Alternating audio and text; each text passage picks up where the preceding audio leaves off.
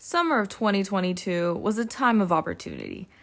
Having just graciously quit my job and sitting on a mountain worth of 2 years of unspent cash, I was balling out. However, my dad had made it his mission to shut down all of my ideas to go to Europe, citing shit like, "Have you seen the movie Taken? Women get kidnapped all the time," or "Have you seen the movie Hostel?" So I was pretty much out of options. 갑자기 it came to me. You know what? I'm gonna go to Korea.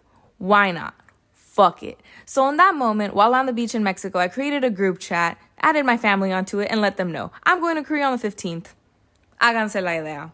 That's it. That's all y'all are getting. I decided I was gonna flex my adulting muscle. What were they gonna do? Say no? After realizing this wasn't a comedy sketch, they thought, oh shoot, pues I mean like, ya que? They can't really stop me. I mean, they weren't gonna pay for it. It was coming out of my pocket. The hell were they gonna do? After a few days, even my dad came back to me and said, you know what? After all my research, it's pretty safe. I can't veto it. And my mom was down from the beginning since I was planning to go to Europe. She was down the whole time. I booked the whole trip in a record 2 weeks' time, and without even thinking about it, flew off to a different continent. The flight was super smooth, and I stayed awake the whole time because I'm like a child when it comes to flying. I pretty much stared out the window all 12 hours. When I landed in Incheon, that's when it really hit me. Holy shit, I'm in Korea. I had arranged for a driver to pick me up and take me to my hotel, so it honestly felt like everything was under control. At this point, I just had to manage my own emotions. I got to the hotel at night, checked in, got to my room, and that's when I met my roommate.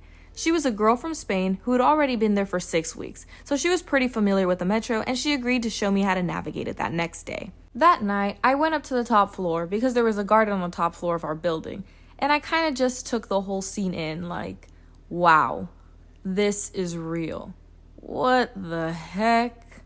A dream 2 years in the making has finally been realized, and I still couldn't quite believe it. The next day, I woke up around 5 in the morning, jet-lagged as fuck. I took a shower, we got ready, and we left. She showed me how the Seoul 지하철 worked, and holy fuck! I was like, there's no way! It all seemed so chaotic, but she was able to do it so easily. The whole time I was following along on Naver Maps just so I can get an idea of how I was gonna have to navigate the metro when I was by myself. We got to school, finished orientation, and headed with my class to a restaurant that was around the corner. And that is where I got my infamous 𝓛𝓲𝓷𝓴𝓼 해장국. That is where the addiction started. I took the next day and a half to explore Seoul and find random places to go visit and practice using the metro. My itinerary was not very detailed considering the fact that it pretty much only consisted of going to Korea. On the second day, I decided that I was going to go to Big Hit, followed by SM. And once I found out that there was nothing much to do at SM and it started raining, that's when it really hit me. Holy shit, I'm completely alone. The panic quickly set in when I realized that I was too terrified to order anything in Korean. Granted, looking back, I could have just ordered everything in English, but I was in Korea, goddammit, and I was gonna practice my 한국말. The depression continued as I realized that I had 3 weeks left of my trip, and at this rate, I was gonna have to survive off of 7-Eleven Oreos. Maybe I just feel like shit right now because I'm sad, it's raining, I'm alone, whatever. This is gonna pass. We'll see. Tomorrow's a new day. The next day, I got ready, I went to school, and I decided to be open to whatever. You know what? It's a new day. I probably just felt like shit yesterday. Thank you, next. I got to class and instantly noticed these 2 girls that were super chatty. I had already seen them the previous day, and I just kind of liked the vibe they had going on.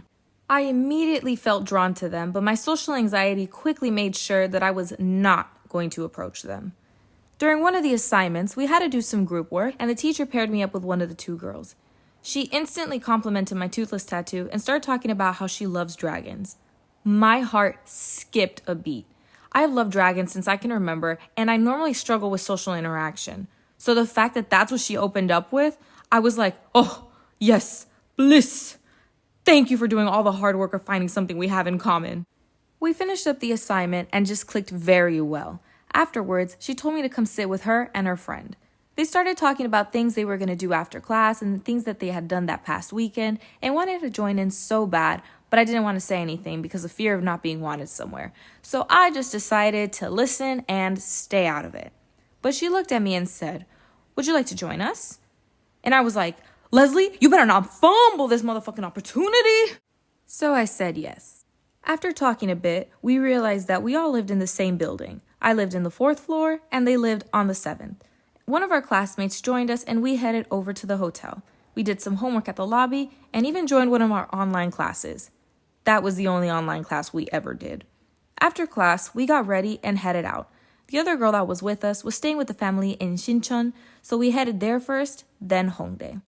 When we finally got to the shopping street, I was enamored by how vibrant and colorful this whole area was. We walked around Hongdae and I was just trying to take it all in because I was like, wow, a day ago, I was like, that's it? Why did I come here? What the fuck is wrong with me?